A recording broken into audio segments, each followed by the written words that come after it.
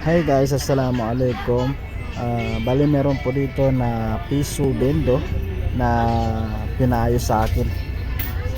Bali ang problem nito guys ay kapag ulugan mo po ito ng piso ay hindi po magpo-flow yung tubig.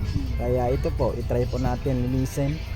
Kasi kapag ulugan ko guys, kapag ulugan po ito ng piso ay mag-i-stop po yung coins dahil sa sobrang dumi at nasira po yung bakal sa gitna. Kaya yan, align po natin yan para maulog na po yung piso. Pero yun guys, after po ng pag-ayos po natin, okay na po yun.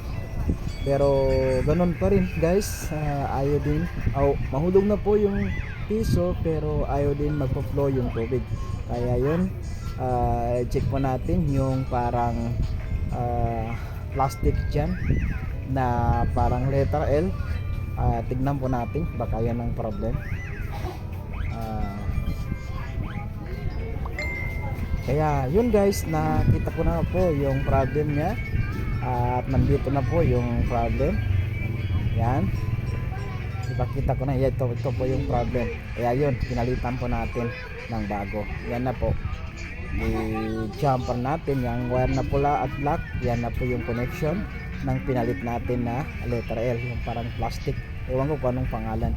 Kaya yan guys, try po natin at okay na po yun.